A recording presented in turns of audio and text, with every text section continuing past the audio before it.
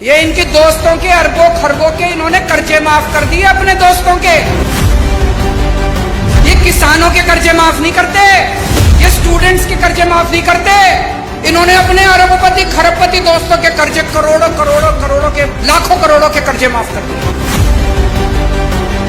इनका एक दोस्त है, उसने 87,000 करोड़ रुपए का कर्जा ले रखा है, एक आदमी ने सारा माफ कर दिया। एक और दोस्त है, उसका 12,000 करोड़ रुपए का कर्जा सारा माफ कर दिया जी, सारा 10 लाख करोड़ रुपए के कर्जे माफ कर दिए इन्होंने आपके टैक्स के पैसे से। इसलिए महंगाई हो रही है। ये जितनी बात कह रहा हूं मैं सच बोल रहा हूं। अगर मैं कुछ भी झूठ बोलूंगा ये केस कर देंगे कल मेरे ऊपर। पढ़ा लिखा आदमी हूं मैं, इनकम टैक्स का आदमी हूं, सब समझता हूं इनके चोरी चकारी सारी। आप एक रोटी खाते हो, एक रोटी पे 1 रुपए का जीएसटी लगता है। 1 कप दही के ऊपर 1 रुपया जीएसटी लगता है। आपने ये जितने कपड़े पहन रखे हैं इस पे टैक्स लगता है।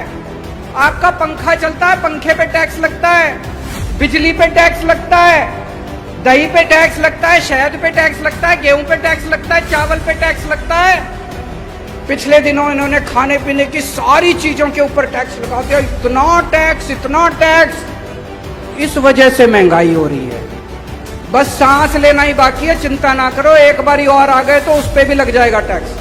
कोई दूर दूर तक सरकारी काम दिखाई नहीं देता, तो ये अरबों खरबों रुपया जा कहाँ रहा है? ये जा रहा है इनके दोस्तों की जेब में।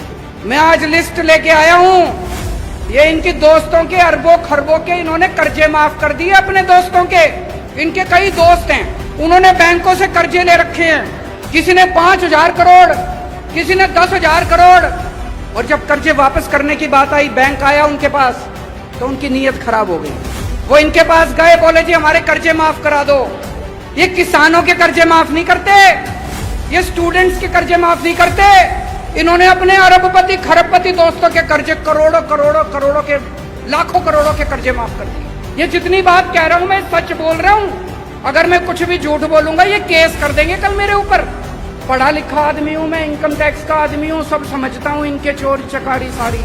अभी इन्होंने दिल्ली में हमारी सरकार गिराने की कोशिश करी, सोचो इनकी हिम्मत। इन्होंने प्लानिंग बनाई, केजरीवाल के 40 एमएलए तोड़ेंगे।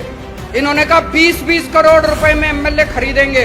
पर भाई साहब हमारे सारे ईमानदार आदमी हैं, अच्छे लोग हैं, शरीफ लोग हैं, सबने आके मेरे को बता दिया 40 एमएलए तोड़ने थे इनको। 20-20 करोड़ के हिसाब से 800 करोड़ रुपए लेके आए थे ये। 800 करोड़ रुपए बताओ जी कहां से आए 800 करोड़ रुपए? इन्होंने मध्य प्रदेश में सरकार तोड़ी, इन्होंने कर्नाटक में सरकार तोड़ी, इन्होंने गोवा में सरकार तोड़ी, इन्होंने असम में सरकार तोड़ी।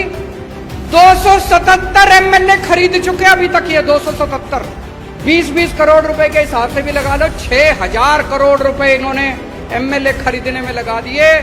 ये पैसा कहां से आया जी? ये आपके टैक्स का पैसा है, ये जीएसटी का पैसा है, ये दूध दही के ऊपर टैक्स का पैसा है। इसलिए महंगाई हो रही है भाई साहब, इसलिए समझ के जाना।